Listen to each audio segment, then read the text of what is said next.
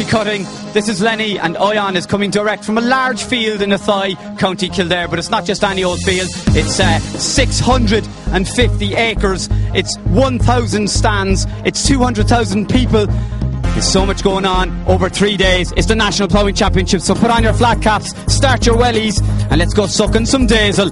Come on, you boyo! Come on!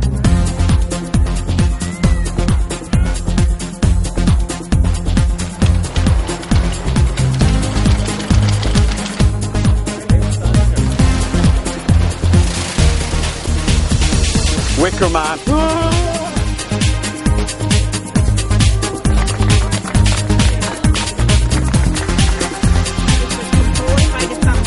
As one outgoing president bruises another finger cutting another ribbon, the other presidential candidates are circling.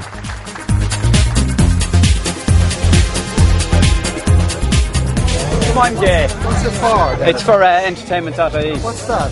We'll ask you. Entertainment. Senator gave me to you. You must know who entertainment.ie is. Come on, Oyan, Lenny. We'll put you in the video.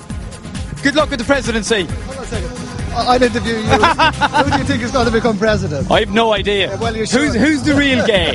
Senator Mitchell. Good to see you. Take care. Cheers. We'll see what happens.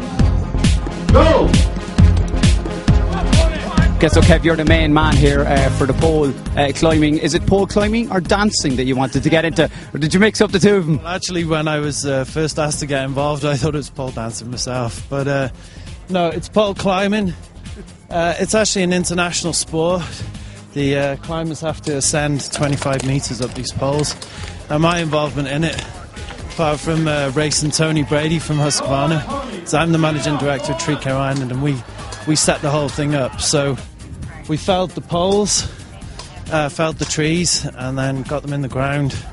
So all the transportation and all that health and safety side. No, I can understand getting into pole dancing, which would seem a lot easier than this, and maybe there's more money involved. How do you actually get into pole climbing? Do you were following the cats when you were a kid or something and just going right up the trees? Well, a lot of these guys are tree surgeons, they're professionals, and part of what we do is about climbing poles or stems. So it's kind of come from that in forestry in North America. You fall into it, really. You put a set of spikes on, a harness, and with the support of people in this group, you just have a climb. And what's the world record at the moment? What's the quickest someone has been able to scale this? This height is incredible.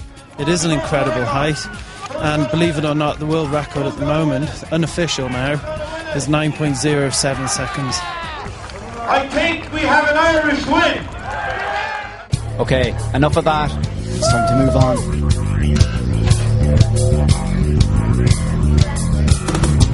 George, you are the man to go to get sheep bald in this country. You are the Irish champion. How many years now have you been Irish champion? Oh, well, I hold this record for since 1990, so 21 years really that I hold the record. But the last time I actually beat that record was in 1997, so it's still quite a while, but it's only there to be beaten. So there's plenty of guys out there well capable of beating it, so it'll happen sooner rather than later, I think. And what's the highest amount of sheep you've done in one run? Oh, well, I've done 60, 65 in an hour, in just an hour of a challenge I did one time.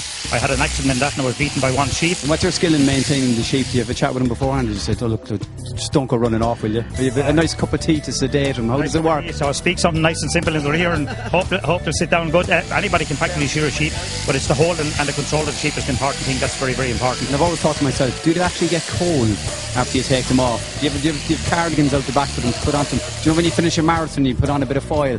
Is there any kind of procedure like that for sheep? Well, not really, but if it's actually we finish shearing in the evening and it's quite late, they're often left inside that night and left out the next morning. I've actually shorn sheep in some other countries. I remember shearing sheep in Norway in -35, so the sheep go inside, so it's quite different. Finally, I just have to ask you one question. Is there any chance of an old trim there? No problem, yeah, if I just I won't even charge you.